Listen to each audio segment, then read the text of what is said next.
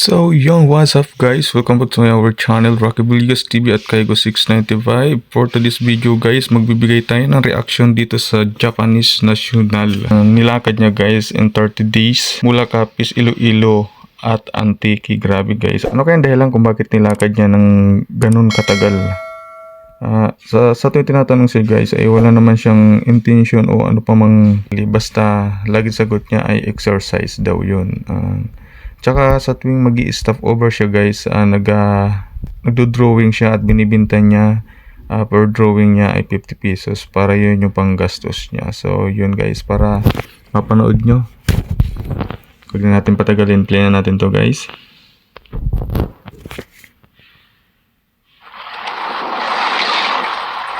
May hila-hila pa siyang gulong? Mahigit isang buwan na ang paglalakad ng Japanese artist na ito. Nilalakad lang ito ang ilan sa mga probinsyang sakop ng Panay. Nagsimula raw ito sa paglalakbay mula Roxas, Capiz patungong Iloilo, paikot sa Antique, Aklan at papalik ulit sa Capiz. Nagsimula raw siya sa paglalakbay noong katapusan ng Mayo. At ngayon, grabe guys, malala pa to sa penitensya na tinatawag natin dito sa Pilipinas tuwing Semana Santa. Grabe, ano kayang naisip nito ni Kuyang Japanese National? 30 ay nakarating siya sa Aklan. Ano nga ba ang kanyang layunin sa paglalakbay?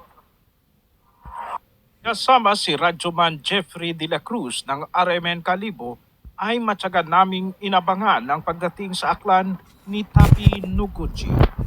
Hindi naman siguro to guys, part ng kanyang content kasi wala namang camera, wala siyang dalang siguro hindi naman siya vlogger.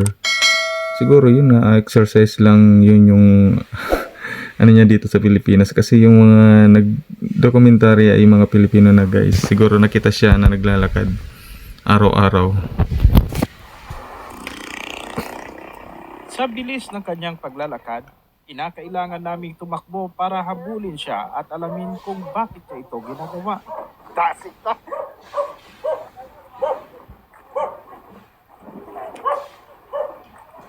Sir Noguchi!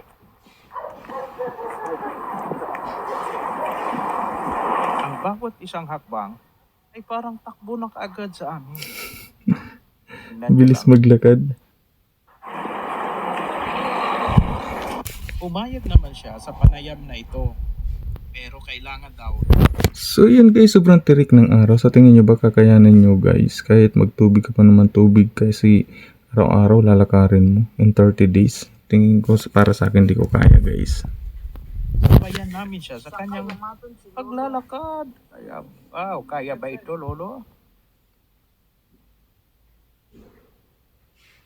At dito na nga ay nagkaroon na kami ng pagkakataon na magkapagtanong sa kanya kung ano ba talaga ang purpose niya at iniikot niya ang buong Panay sa pamamagitan lamang ng paglalakbay o paglalakad.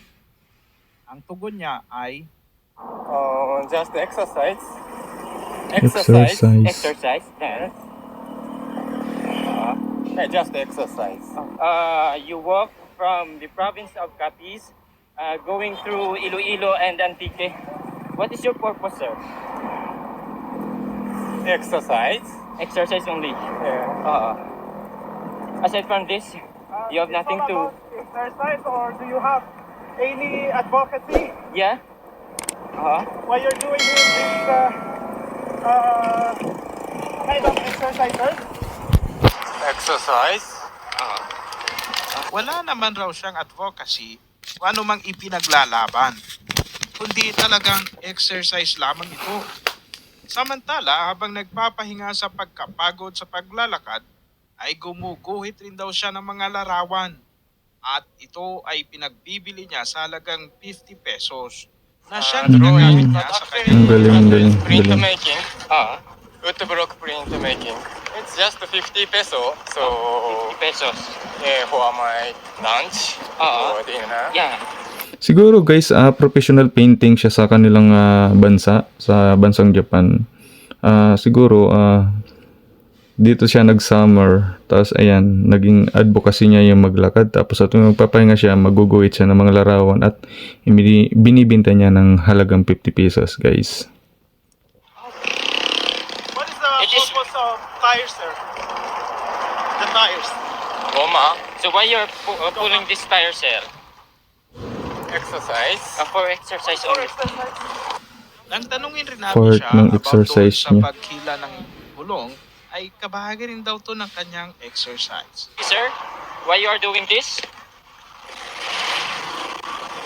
Any advocacy, purpose?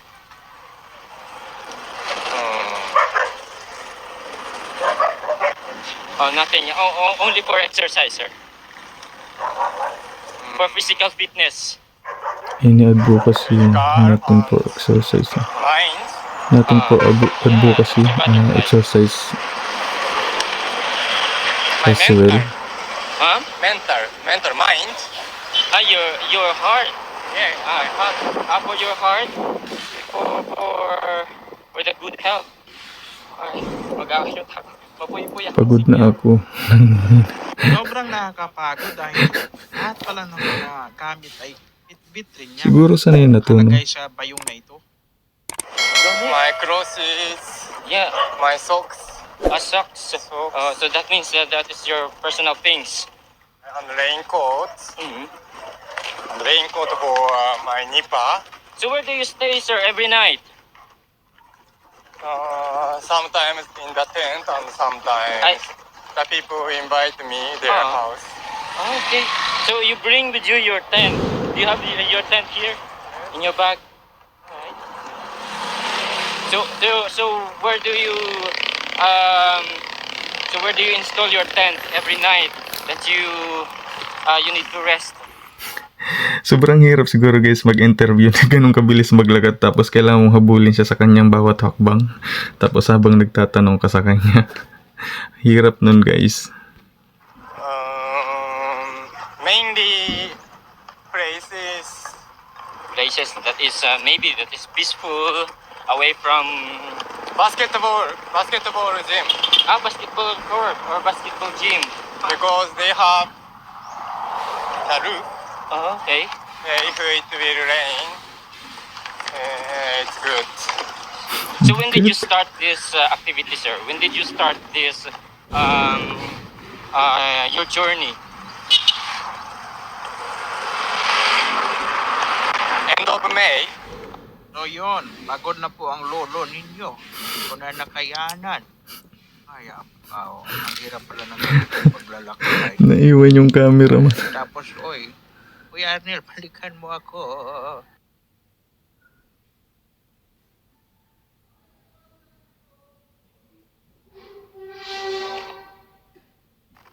Very good. Yeah. Okay. Sir Noguchi, thank you for this opportunity for talking with you and nice meeting you, sir. Thank you so much. Thank you very much. And that is Sir Archie Hilario, one of the popular vlogger here in the province of Aklan. Thank you so much, sir. Thank you so much. Thank you, sir. Thank you. Ohayo. Arigato. Arigato gozaimasu. Thank you. Grabe. Hindi ko in-expect yun. Started in Rojas City, I think. Then passing through Iloilo and Antique, and now you proceed here in the province of Aklan. So, how was your experience? What's mean? Oh, Almost 1 month. Every day, super great experience. I guess. So, walking through this highways is a great experience for you. Highway, not only Yeah. highway. This is road. Sometimes I walking You the walk. beach, Oh. on the beach, ocean side. But you don't have any cars, motorcycle? You don't have any? Yes. And you just install your tent anywhere just you like. But maybe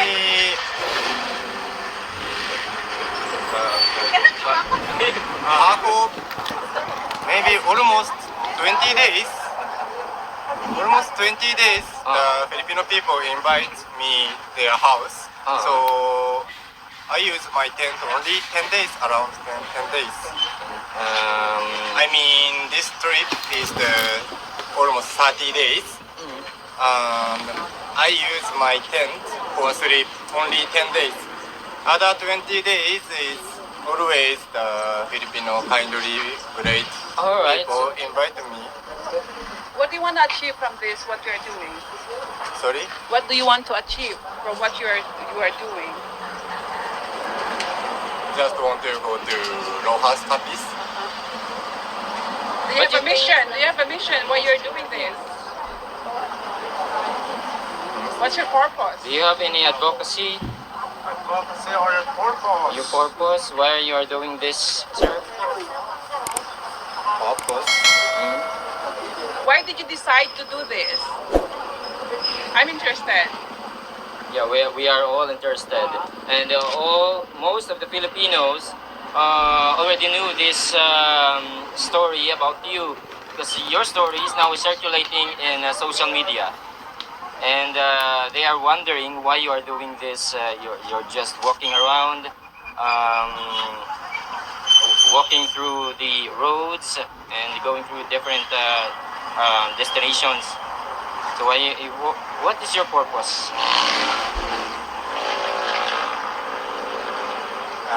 What are your plans, sir? Encount. Encount? Is to encount. Encount is okay? English is okay? Encounter? Yeah. Encounter people. people. Not only people. But Just everything. Encounter The culture. the weather, Oh, okay. alright, to environment, okay. and also super good people, Yeah. and sometimes dogs, many dogs. Yeah, dogs. Yeah. And Ah, also, okay. I want to encounter to my insight. What happened if I encounter strange things? Also, I can find my Inner peace. Yeah. You don't want. You want to know yourself. yes. Yeah. So you just want to experience how is the life here in the Philippines, in the province of Baclan. Good luck, sir. All the best to you. Okay. I saw your Facebook post about aliens. Are you a fan of aliens or what? Octopus. Octopus, it's not alien. Also alien. Also alien. Alien, are you a fan of aliens? So, is it connected to aliens? Because aliens motif is octopus. Octopus.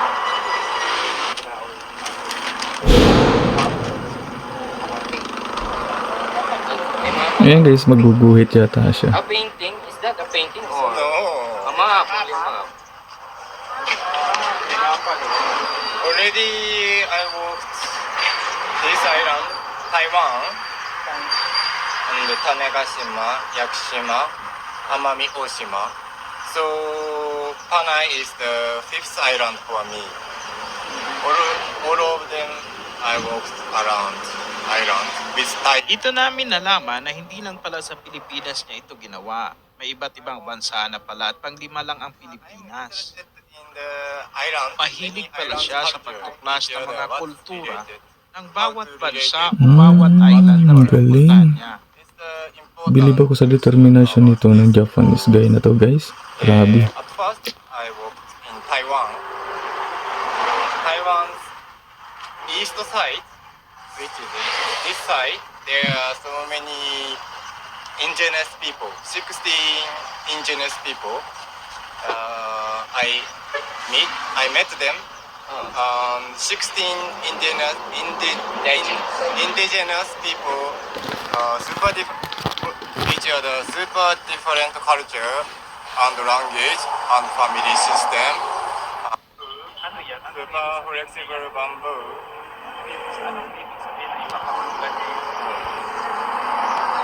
So parang kaya ang ginapangita. Ginaana nga ni Ron yung ginakuan ko sa iba sa Panay. Good octopus story or bamboo story in Panay. I want to make the octopus project in this island. Siguro. Or Oh, present something, I just try.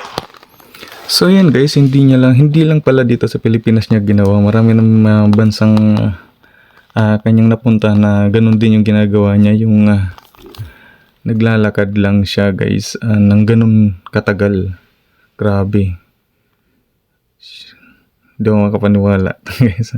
So yun guys, dahil mahaba na tong video, siguro kailangan natin magpaalam. Thank you sa mga madadaanan ng video na to, at sana support natin si Kuyang Japanese National at sa mga nag-interview sa kanya dyan sa Tanay Aklan. At yun nga, mabuhay ka kuya, ingat palagi, keep safe always. So yun, pababay na tayo mga kekos. So